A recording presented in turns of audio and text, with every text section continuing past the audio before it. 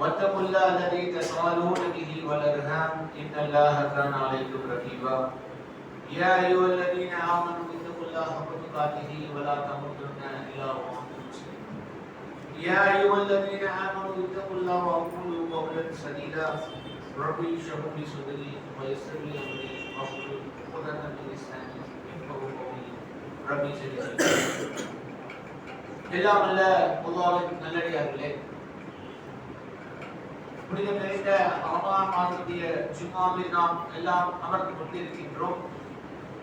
இந்த ரமலான் மாதத்தில் நாம் அதிகம் குர்ஆனோடு தொடர்பு வைத்திருக்கக்கூடியவர்களாக, குர்ஆனை அவ்வப்போது ஓதி வரக்கூடியவர்களாக, இன்னும் பிற ஏனைய நாட்களை காட்டிலும் குர்ஆனோடு ரொம்பவும் அதை அறிந்து புரிந்து அதனை ஓதுவதன் மூலியமாக கிடைக்கக்கூடிய நன்மையை குறித்தும் ஆய்வு செய்து அதன்படி நடக்கக்கூடியவர்களாகவும் இருக்கின்றோம்.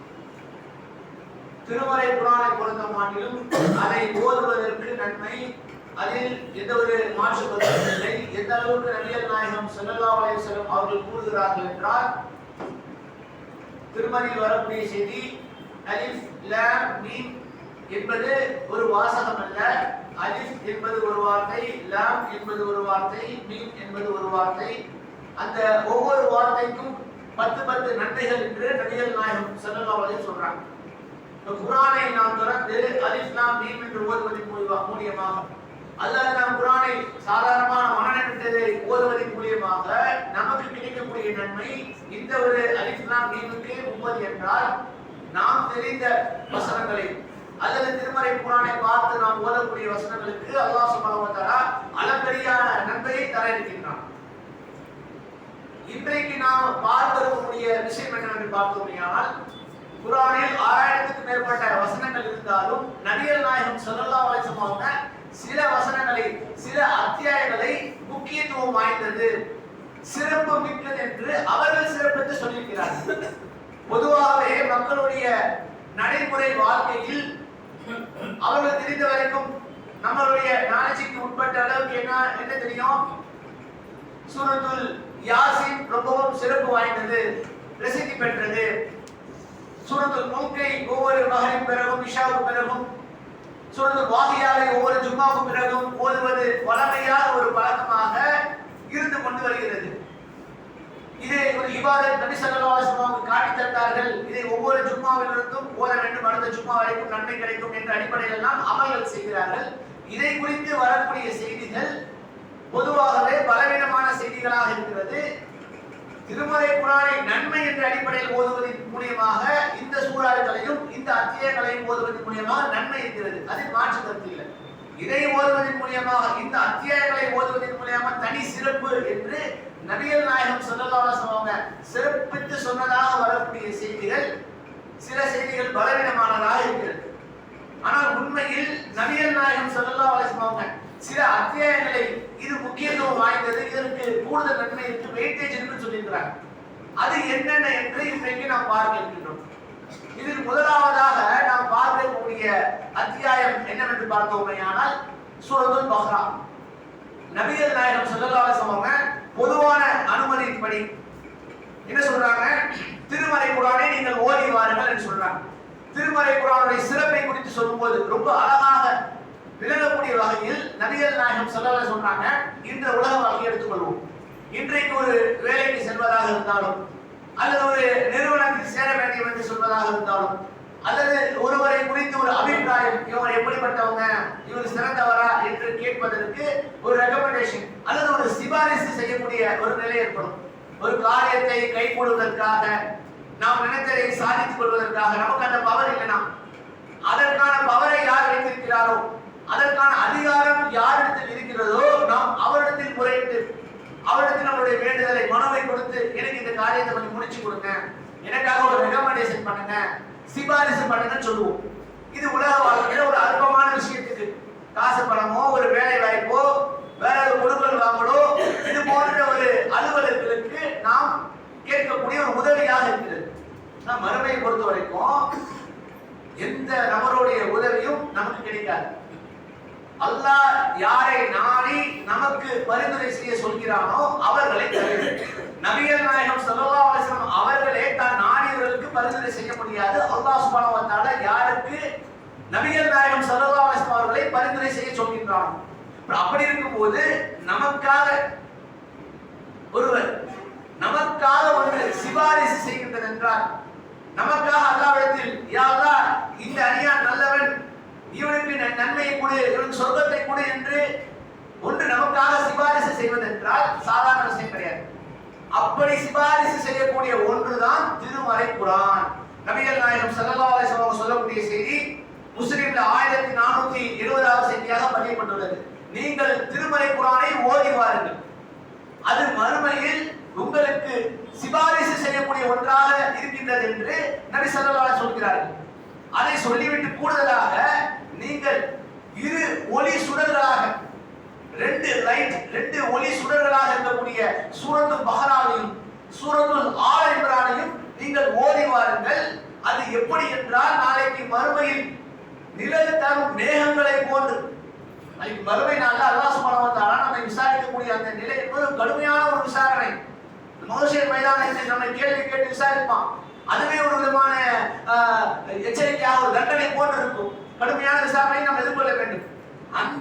அந்த விசாரணையில் அந்த இடத்தில் நிழல் தரும் மேகங்களை போன்று நாம் இந்த உலகத்தில் ஓதி வந்த குர்ஆன் சூரத்துல் பக்ராவும் சூரத்துல் ஆல இம்ரானும் நமக்கு நிழல் தரும் மேகங்களை போன்று வரும். அல்லது சாறை சாறையாக சிபாரிசு செய்யும் என்று நபிகள் நாயகம் ஸல்லல்லாஹு அலைஹி சொல்றாங்க. அதை சொல்லிவிட்டு கூடுதலாக சொல்கிறார்கள், யார் ஒருவர் அல் பஹராவை கையாளுகிறாரோ, அதனோடு தொடர்பு வைத்திருக்கிறார்களோ அது அவர்களுக்கு பாதுகாப்பாக அமையும். எப்படி சூரத்துல் பஹராவோடு தொடர்பு வைத்திருக்கக்கூடிய நபருக்கு அது ஒரு பாதுகாக்கக்கூடிய அம்சமாக அமையும் என்று சொல்கிறார்கள். எதிரிகள் அவருடைய விஷயத்தில் வீழ்ந்து விடுவார்கள் என்று சொல்கிறார்கள். இதற்கு எதிரிகள் என்று பார்க்கும்போது ஷைத்தானிய சூழ்ச்சிகள் இருந்து, ஷைத்தானுடைய ஊசலாட்டம், அந்த சிந்தனையிலிருந்து நம்மை காக்கக்கூடிய ஒரு திரையாக, பாதுகாக்கக்கூடிய ஒன்றாக சூரத்துல் பஹரா இருக்கிறது. அதே போல இன்னொரு இடத்தில் சொல்கிறார்கள், யார் ஒருவர் சூரத்துல் பஹராவுடைய இறுதி வசனங்களாக இருக்கக்கூடிய ஆமன ரசூலு பிமா உன்சில என்று ஆரம்பிக்கக்கூடிய அந்த வசனம் 285 மற்றும் 286வது வசனம், அதை யார் ஒருவர் ஓதி வருகிறாரோ, இரவு நேரங்களில் ஓதி வரும்போது அந்த இரு வசனங்கள் அவரை பாதுகாக்கக்கூடியதாக, அந்த இரவில் அவரை பாதுகாக்கக்கூடிய ஒரு கேடயமாக இருப்பதாகவும் நபிகள் நாயகம் ஸல்லல்லாஹு அலைஹி வஸல்லம் சொல்லக்கூடிய செய்தி புகாரில 4008வது ஹதீஸாக பதியப்பட்டுள்ளது. சூரத்துல் பஹராவை நாம் ஓதி வருவதன் மூலமாக எப்படி இரவு நேரங்களில் நமக்கான பாதுகாப்பும், நாளைக்கு மறுமையில் குர்ஆன் சிபாரிசு செய்யக்கூடிய ஒன்றாகவும், மேக கூட்டங்களை போன்று பறவை கூட்டங்களை போன்று சாரையாக வந்து நமக்கு உதவக்கூடிய ஒன்றாகவும் இந்த திருமறை குர்ஆன் இருக்கிறது. இப்ப நம்ம தினசரி சூரத்துல் பஹராவை ஓதக்கூடியவர்களாக, ரொம்ப பெருசுங்க, 286 வசனம் உட்கார்ந்தா ஒரு 2 மணி நேரம் 3 மணி நேரம் போகுது. ஏன்னா நேரத்தை செலவு பண்ண முடியல, ரொம்ப கஷ்டமா இருக்கு. முயற்சி செய்யணும், ஓதுவதற்காக ஆர்வம் காட்ட வேண்டும். அப்படி முடியவில்லை என்றாலும் கூட அட்லீஸ்ட் அந்த 2 வசனங்களாவது, சூரத்துல் பஹராவுடைய இறுதியாக இருக்கக்கூடிய அந்த 2 வசனங்கள், ஆமன ரசூலுன் என்ற வசனங்களை ஓதக்கூடிய ஒரு நிலையிலாக நாம் இருக்க வேண்டும். குர்ஆனோடு தினசரி தொடர்பு வைக்கக்கூடிய ஒரு நிலையை நாம் ஏற்படுத்திக் கொள்ள வேண்டும். இது சூரத்துல் பஹராவை குறித்து வருகிறது. சூரத்துல் ஆல் இம்ரானை குறித்து நபி ஸல்லல்லாஹு அலைஹி வஸல்லம் சொல்லக்கூடிய செய்தி முஸ்லிமில் 1400வது செய்தியாக வருகிறது. நபிகள் நாயகம் ஸல்லல்லாஹு அலைஹி வஸல்லம் வளமையாக இரவு தொழுகை தொழக்கூடியவர்களாக இருப்பாங்க. ஒரு முறை மைமுனா ரலியல்லாஹு அன்ஹா அவங்க ஒரு இரவு தங்குகிறார்கள். அந்த இரவில் நபி ஸல்லல்லாஹு அலைஹி வஸல்லம் எந்திரிக்கிறாங்க. எந்திரிச்சு இரவு தொழுகைக்காக தயாராகிறாங்க.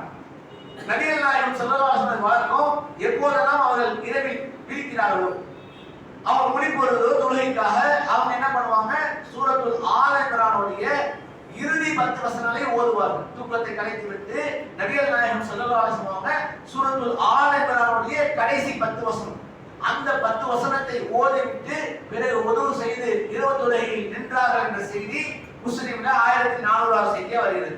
இப்ப 2 செய்திகளும் உணர்த்தக்கூடிய விஷயம், நபிகள் நாயகம் ஸல்லல்லாஹு அலைஹி வஸல்லம் ரெகுலரா ஓதி வந்திருக்காங்க.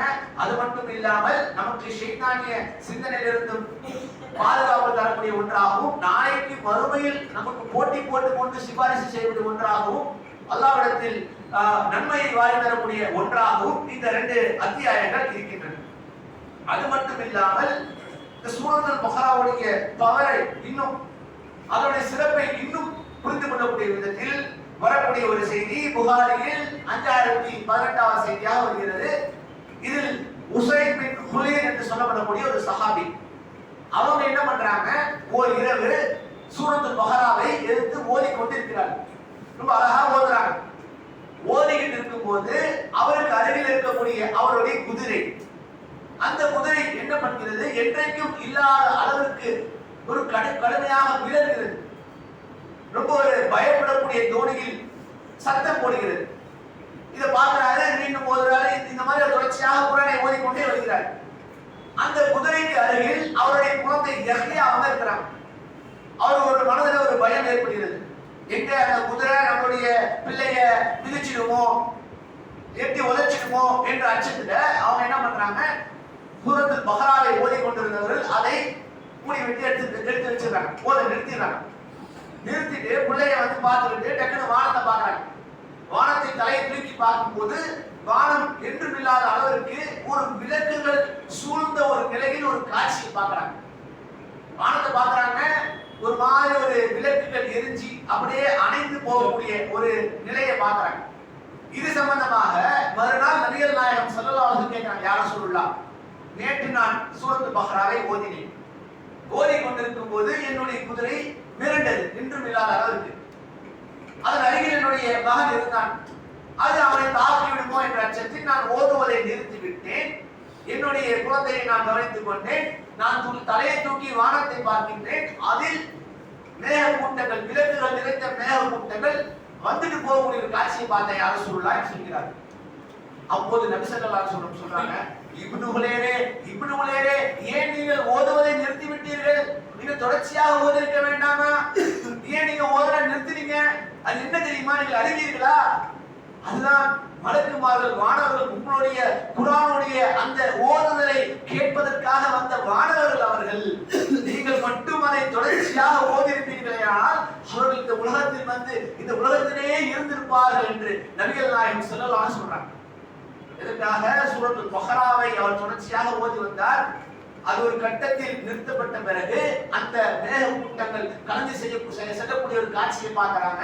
இது சம்பந்தமாக நபிகள் நாயகம் ஸல்லல்லாஹு அலைஹி வஸல்லம் விளக்க கேட்கும்போது நபிகள் நாயகம் ஸல்லல்லாஹு அலைஹி வஸல்லம் அவர்கள் வானவர்கள் உங்களுடைய குர்ஆன் ஓசையை கேட்டு அந்த கிராத்தை கேட்டு வந்தவர்கள் நீங்கள் தொடர்ச்சியாக ஓதிருப்பீர்களேயானால் அவர்கள் இந்த உலகத்திலேயே இருந்திருப்பார்கள் என்ற செய்தியை நபிகள் நாயகம் ஸல்லல்லாஹு அலைஹி வஸல்லம் சொல்றாங்க. புகாரில 5018வது செய்தியாக பதியப்பட்டுள்ளது. அப்ப இது போன்ற சிறப்புகள் நிறைந்த அத்தியாயமாக சூரத்துல் பக்ரா இருக்கிறது. அதே போல இன்னொரு செய்தி புகாரிலே வரும். நபிகள் நாயகம் ஸல்லல்லாஹு அலைஹி வஸல்லம் யாருடைய வீட்டில் குர்ஆன் குறிப்பாக சூரத்துல் பக்ரா ஓதப்படுகிறதோ அந்த வீட்டில் ஷைத்தான் விரண்டு ஓடுகின்றான், ஷைத்தான் வரமாட்டான்னு சொல்றாங்க. இப்ப நம்முடைய வீடுகள் இன்றைக்கு எப்படிப்பட்ட வீடுகளாக இருக்கின்றது? ஷைத்தானுடைய இருப்பிடங்களாக. டிவியை திறந்தா மியூசிக், பாட்டு, மார்க்கம் தடுத்த காரியங்கள், போன திறந்தா இது போன்ற பலாமூசி குத்துகள், சுற்றிலும் நம்முடைய இபாதத்துக்களை கெடுக்கக்கூடிய வகைகள். ஒரு ஏதாவது குர்ஆனை வந்து மொபைல் போன்ல ஓதுவோம்னு பார்த்தோம், ஏன்னா 2 வசனம் கூட ஓத மாட்டோம். கை ஆட்டோமேட்டிக்கா என்ன போகுது? ஃபேஸ்புக் போகுது, வாட்ஸ்அப் போகுது. சார் ஒரு பாப்போமே, 2 நிமிஷம் பாப்போமே, 10 நிமிஷம் பார்த்தா நேரம் அப்படியே கடந்து போகுது. நேரம் எப்படி வீணடிக்கப்படுகிறது? இது போன்ற தவறான நம்மளுடைய இன்டென்ஷன் குர்ஆன் ஓதணும், குர்ஆனை திறந்துட்டோம், சரி புக் எடுத்து படிக்கிறது பதிலா மொபைலை பாப்போமே சொல்லி மொபைல் ஓபன் பண்ணிட்டோம், ஆப் பார்த்து ஓதுவோம்னு சொல்லி வந்துட்டோம். வந்த பிறகு கூட ஷைத்தான் எப்படி கெடுக்கிறான் பாருங்க. நீ ஓதாத, ரெஸ்ட் எடு, ரொம்ப ஓதுனா போர் அடிச்சு உனக்கு, நோம்பு தானே பார்த்துக்கலாம், பகல்ல ஓதலாம், நைட் ஓதலாம் என்று நம்மளை மூல செலவு செய்து கவனத்தை திருப்பி வீணான கேளிக்கையில் ஈடுபட்டு ரமலானுடைய நன்மையை பாராட்டக்கூடிய ஒரு காரியத்தை செவ்வன செய்து வருகிறான். அந்த ஷைத்தானுடைய சூழ்ச்சியிலிருந்து நாம் வெற்றி பெற வேண்டும் என்றால், அவனுடைய குழப்பத்திலிருந்து நாம் பாதுகாப்பு பெற வேண்டும் என்றால் குர்ஆனை அதிகம் ஓதி வர வேண்டும். குறிப்பாக சூரத்துல் பக்ராவையும் அதனுடைய இறுதி வசனத்தையும் ஓதக்கூடியவர்களாக நாம் இருக்க வேண்டும். அது மட்டும் இல்லாமல் இன்னும் நிறைய வசனங்கள் இருக்கு. குறிப்பாக நாம் பார்க்கக்கூடிய இன்னொரு வசனம் ஏற்கனவே சொன்ன மாதிரி சூரத்துல் காஃப். சூரத்துல் காஃப் பொறுத்த வரைக்கும் வளமையாக நாம் அறிந்த தமிழகத்தில் வந்து அதிகமானவர்கள் வந்து ஒவ்வொரு ஜும்மாவுக்கு பிறகு ஓதுவாங்க. ஆனா உண்மையில் சூரத்துல் காஃப் பொறுத்த வரைக்கும் 18வது அத்தியாயம். அந்த 18வது அத்தியாயத்துடைய சிறப்பை குறித்து நபிகள் நாயகம் ஸல்லல்லாஹு அலைஹி சொல்றாங்க, யார் ஒருவர் சூரத்துல் காஃபுடைய ஆரம்ப 10 வசனம், இன்னொரு ரிவாயத்துல இன்னொரு ஹதீஸ்ல இறுதி 10 வசனம், ஒன்னு ஆரம்ப 10 வசனம் அல்லது இறுதி 10 வசனம், அதை மனனமிட்டு வைத்திருக்கிறார்களோ பெரும் குழப்பவாதியான யார்? மிகப்பெரிய குழப்பவாதி தஜ்ஜால். தஜ்ஜாலுடைய குழப்பத்திலிருந்து பாதுகாக்கக்கூடிய ஒன்றாக எது விளங்குகின்றது என்றால் இந்த சூரத்துல் கஹஃபுடைய ஆரம்ப 10 வசனம் அல்லது இறுதி 10 வசனம். இந்த செய்தி எதுல இருக்குன்னு பார்த்தோம்னால் இது புகாரில வரக்கூடிய செய்தியாக இருக்கிறது. இதே செய்தி இன்னொரு இடத்துல வருகிறது. எப்படி வந்து அந்த குதிரை மிரண்டதாக ஒரு செய்தியை பார்த்தோம் பார்த்தீங்களா? சூரத்துல் பக்ராவை ஓதுவதன் மூலமாக ஓதக்கூடிய நேரத்தில் குதிரை மிரண்டது ஒரு காட்சியை பார்த்தார் என்று இதே செய்தி இன்னொரு அறிவிப்பாளர் மூலியமாக வருகிறது. பராபின் ஆசிப் என்று சொல்லப்படக்கூடிய அந்த சஹாபி அறிவிக்கிறார்கள். இதே நபர் இப்னு ஹுலைர் அவங்க சூரத்துல் கஹஃப் ஓதுறாங்க. இந்த ரிவாயத்துல சூரத்துல் கஹஃபை ஓதி கொண்டிருக்கும் போது அதே போன்ற குதிரை மிரண்டுகிறது. அவங்க உள்ளே அவர் காப்பாற்ற போறாங்க. போன பிறகு இதே செய்தியை நபி ஸல்லல்லாஹு அலைஹி சொல்லும் போது இந்த மேக கூட்டத்தை குறித்து சொல்லும் போது அந்த மேக கூட்டம் அவரை சூழ்ந்து கொண்டது. அப்படி மேல வந்துட்டு போன மாதிரி பார்த்தோம் அந்த ஹதீஸ்ல. ஒரு வெளிச்சம் போல வந்துட்டு போச்சு, விளக்குகள் போல வந்துட்டு போச்சுன்னு சொல்லி கொஞ்சம் இடையிலனா ரைட் சைடு இந்த பக்கம் வந்துருங்க, கொஞ்சம் நெருங்கி வாங்க சகோதரர். அப்ப நபி ஸல்லல்லாஹு அலைஹி வஸல்லம் இந்த செய்தியில ஒரு மேக கூட்டம் அவரை சூழ்ந்து கொண்டது. இது சம்பந்தமாக நபி ஸல்லல்லாஹு அலைஹி வஸல்லம் கேட்கும்போது நபிகள் நாயகம் ஸல்லல்லாஹு அலைஹி வஸல்லம் சொல்றாங்க, இது அல்லாஹ்வுடைய அமைதி சின்னம் சகீனத் சொல்றாங்க. உங்கள் மீது ஒரு மேகம் சூழ்ந்து கொண்டது பார்த்தீங்களா, அது என்னவென்றால் அல்லாஹ்வுடைய அமைதி சின்னம். இது அல்லாஹ்வுடைய சகீனத்தாக இருப்பதாக நபிகள் நாயகம் ஸல்லல்லாஹு அலைஹி வஸல்லம் சொல்றாங்க. இப்போ சூரத்துல் காஃபை நாம் ஓதி வருவதன் மூலமாக அல்லாஹ்வுடைய மன நிம்மதி, அல்லாஹ் ரப்பல் ஆலமீன் குர்ஆனோடு தொடர்பு என்ன, எந்த உள்ளம் அல்லாஹ்வின் நினைவால் தான் உள்ளங்கள் அமைதி வருகிறது சொல்றாங்க பார்த்தீங்களா, அந்த அது போன்று நம்முடைய உள்ளம் அமைதி வருவதற்காக அல்லாஹ்வுடைய அமைதி நம் மீது இறங்குவதற்காக திருமறை குர்ஆனோடு தொடர்பு வைப்பது, குறிப்பாக சூரத்துல் காஃப் ஓதுவது, சூரத்துல் பஹராவை ஓதுவது நமக்கு அமைதியை ஏற்படுத்தக்கூடிய ஒன்றாக இருக்கின்றது. அது மட்டும் இல்லாமல் நபிகள் நாயகம் ஸல்லல்லாஹு அலைஹி வஸல்லம் வழமையாக இரவு நேரத்தில் படுப்பதற்கு முன்னால் டெய்லி நபி ஸல்லல்லாஹு அலைஹி வஸல்லம் தூங்கும்போது என்ன பண்ணுவாங்க, தூங்குவதற்கு முன்னாடி சூரத்துல் இஹ்லாஸ், சூரத்துல் ஃபலக், சூரத்துல் நாஸ், அதாவது திருமறை குர்ஆனுடைய 112, 113 மற்றும் 114 அந்த இறுதி 3 அத்தியாயங்களை ஓதிவிட்டு முகமூதல் அவருடைய கை எதுவரைக்கும் செல்லுமோ அது வரைக்கும் அவங்க தடவிட்டு அந்த திருமறை குர்ஆனை ஓதிவிட்டு தான் படுப்பார்கள் என்று அன்னை ஆயிஷா ரலியல்லாஹு சொல்றாங்க. இன்னும் பிற சஹாபாக்கள் வாயிலாகவும் வருகிறது. இது நபி ஸல்லல்லாஹு அலைஹி வஸல்லம் இரவு நேரங்களில் திருமறை குர்ஆனை ஊதிவிட்டு தன்னுடைய உடம்பில் அவர்கள் தடவிக்கொண்டு படுக்கக்கூடிய பழக்கமாக இருக்கிறது. இதில் வரக்கூடிய சூரத்துல் இஹ்லாஸ் 112வது அத்தியாயத்துடைய சிறப்பை குறித்து நபிகள் நாயகம் ஸல்லல்லாஹு அலைஹி வஸல்லம் இன்னொரு இடத்துல சொல்றாங்க. எப்படி சொல்றாங்கன்னா, உங்களில் யாராவது திருமறை குர்ஆனை 3இல் ஒரு பகுதியை ஒரு இரவில் ஓதி முடிக்க முடியுமான்னு கேட்கிறாங்க. திருமறை குர்ஆன் கிட்டத்தட்ட 6000 வசனங்கள் மேற்பட்ட வசனங்கள் இருக்கிறது. அதுல ஒரு 3இல் ஒரு பகுதி என்று கணக்கு போட்டாலும் கிட்டத்தட்ட 2000 வசனங்கள் வரும். 2000 வசனங்களை ஒரு இரவில் ஓதி முடிக்கக்கூடிய தாக்கல் உங்ககிட்ட சக்தி இருக்குங்களா என்று கேட்கும் போது சஹாபாக்கள் சொல்கிறார்கள், இல்லை யாரும் சொல்லலாம், எங்களால் அந்த மாதிரி ஓத முடியாது, அவ்வளவு வசனங்களை ஒரு இரவில் ஓதுவது சிரமம் என்று சொல்கிறார்கள். அப்படி என்றால் நீங்கள் சூரத்துல் இஹ்லாஸை ஓதி வாருங்கள் சொல்றாங்க. சூரத்துல் இஹ்லாஸ் ஒரு 4 வசனங்கள் கொண்ட ஒரு சிறிய ஒரு அத்தியாயம். இந்த அத்தியாயம் குர்ஆனுடைய 3இல் ஒரு பங்கு என்று சொல்கிறார்கள் என்றால் இந்த வசனத்துக்கு அந்த வசனத்துக்கு ஈக்குவல் கிடையாது. இந்த வசனத்தில் வரக்கூடிய அந்த கலிமத் தௌஹீத் போன்ற அந்த சாராம்சம், அல்லாஹ்வுடைய அந்த சிஃபத் குறித்து சொல்லக்கூடிய விஷயம், அல்லாஹ் ஒருவன், அவனுக்கு தாய் தந்தை கிடையாது, பிள்ளை கிடையாது என்று சொல்லக்கூடிய அந்த அகீதாவை சம்பந்தப்பட்ட விஷயம் இருக்குங்களா, அந்த விஷயம், அந்த சாராம்சம் குர்ஆனில் 1:3 என்ற அளவிற்கு அத்தனை அம்சங்களையும் ஒரு சுருக்கிய ஒரு சம்மரியாக, ஒரு சினாப்சிஸாக இருக்கக்கூடிய அத்தியாயம் தான் இந்த சூரத்துல் இஹ்லாஸ் என்பதை நபிகள் நாயகம் ஸல்லல்லாஹு அலைஹி வஸல்லம் எடுத்து சொல்றாங்க. இப்ப நாம அந்த அத்தியாயத்தை ஓதி வருவதன் மூலமாக கிட்டத்தட்ட குர்ஆனில் 1இல் 3ஐ முடித்த நன்மை நமக்கு கிடைக்க இருக்கும். இது இந்த அத்தியாயத்தை குறித்த ஒரு செய்தியாக இருக்கிறது. அதே போல இன்னொரு சஹாபியை நபிகள் நாயகம் ஸல்லல்லாஹு அலைஹி வஸல்லம் அபூ ஸயீத் பின் முஅல்லா என்று சொல்லப்படுகிற ஒரு நபித்தோழர், அந்த நபித்தோழர் பள்ளிவாசலில் இருந்து கொண்டிருக்கும் போது நபிகள் நாயகம் ஸல்லல்லாஹு அலைஹி வஸல்லம் சொல்றாங்க, நீங்கள் இந்த பள்ளியை விட்டு செல்வதற்கு முன்னால் ஒரு திருமறை குர்ஆனில் ஒரு மகத்தான அத்தியாயத்தை நான் உங்களுக்கு சொல்லி தருகின்றேன் என்று சொல்றாங்க. அவங்க வெயிட் பண்றாங்க. இது ஒரு நீண்ட ஹதீஸ், அதை சுருக்கமா பார்ப்போம். அவங்க கிளம்பும்போது ஞாபகப்படுத்துறாங்க, யாரும் சொல்றா, நீங்க சொன்னீங்களே, நீங்க திருமறை குர்ஆனில் ஒரு அத்தியாயத்தை எனக்கு நீங்கள் சொல்லி தருவதாக, அது என்ன அத்தியாயம் சொல்லுங்கன்னு சொல்லும்போது நபிகள் நாயகம் ஸல்லல்லாஹு அலைஹி வஸல்லம் சொல்றாங்க, திரும்ப திரும்ப வரக்கூடிய 7 வசனங்களான சூரத்துல் ஃபாத்திஹா தான் அது குர்ஆனுடைய அன்னையாகவும் மகத்தான அத்தியாயமாகவும் இருப்பதாக நபிகள் நாயகம் ஸல்லல்லாஹு அலைஹி வஸல்லம் சொல்லக்கூடிய செய்தி புகாரில 4703வது செய்தியாக பதியப்பட்டுள்ளது. இன்றைய உரையில நம்ம சுருக்கமாக பார்த்த அந்த முக்கியத்துவம் வாய்ந்த வசனங்கள் என்னவென்றால் சூரத்துல் ஃபாத்திஹா குறித்து சொல்றாங்க, சூரத்துல் இஹ்லாஸ், சூரத்துல் நாஸ், சூரத்துல் ஃபலக் சொல்றாங்க, சூரத்துல் பஹராவை குறித்து சொல்றாங்க, சூரத்துல் ஆல இம்ரானை குறித்து சொல்றாங்க, சூரத்துல் காஃபை குறித்து சொல்றாங்க. இது எல்லாமே அத்தன்டிகேஷனான ஹதீஸ்கள், புகாரி முஸ்லிமில் வரக்கூடிய செய்திகளாக இருக்கிறது. இது போன்ற அத்தியாயங்களை நாம் ஓதி வருவதன் மூலமாக, இதனோடு நாம் தொடர்பு வைத்துக் கொள்வதன் மூலமாக நமக்கு மறுமையில் அதிகமான நன்மையை பெற்றுத்தரக்கூடிய ஒன்றாக இருக்கிறது. அல்லாஹ்வுடைய சிபாரிசை பெற்றுத்தரக்கூடிய ஒன்றாகவும் திருமறை குர்ஆன் இருக்கிறது.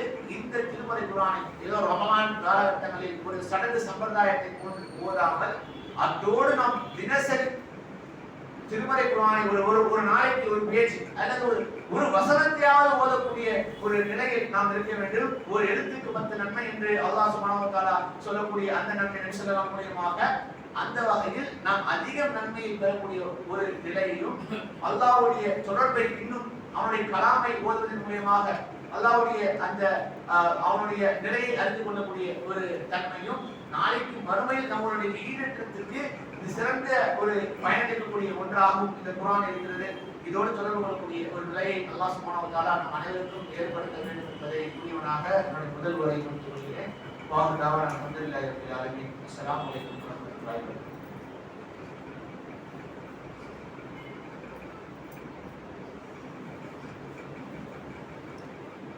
அன்பான சகோதரர்களே, முக்கியத்துவம் வாய்ந்த வசனங்கள் என்ற தலைப்பின் கீழ் சில செய்திகளை பார்த்தோம்.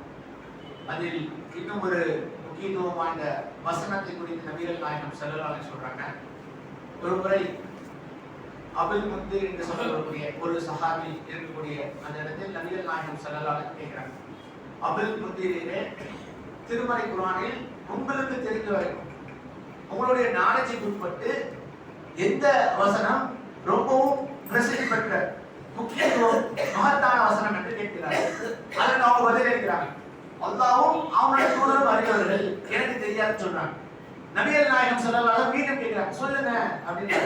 அப்போது அவங்க சொல்றாங்க, அல்லாஹு லா இலாஹ இல்லா ஹுவல் ஹய்யுல் கய்யூம் என்று ஆரம்பிக்கக்கூடிய சூரத்துல் ஆயத்துல் குர்சி, அதாவது சூரத்துல் பக்ராவுடைய 255வது வசனத்தை சுட்டி காட்டுறாங்க. எப்படி சூரத்துல் பக்ராவில் வரக்கூடிய ஆயத்துல் குர்சி அந்த ஒரு பர்టిక్యులர் வசனம் 255வது வசனம், அதை அவர்கள் ஓதி காட்டுகிறார்கள்.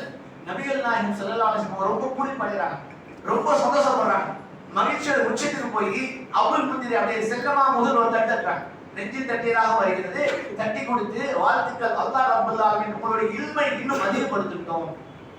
அவங்களா கண்டுபிடிச்சு சூரத்துல் பக்ராவுடைய அந்த ஆயத்துல் குர்சி என்று சொன்னாங்க பாத்தீங்களா, அந்த ஒரு மகிழ்ச்சி, இப்படிப்பட்ட வசனங்கள் தெரிஞ்சிருக்குன்னு சொல்லி அந்த கல்வி ஆற்றலை நபிகள் நாயகம் ஸல்லல்லாஹு அலைஹி வஸல்லம் பார்த்து வியந்து அல்லாஹ் ரப்பல் ஆலமீன் உங்களுக்கு இன்னும் கல்வி ஆற்றலை மேலோங்க செய்ய வேண்டும் என்று அவரை வாழ்த்தினார்கள் என்ற செய்தி புகாரில் வருகிறது.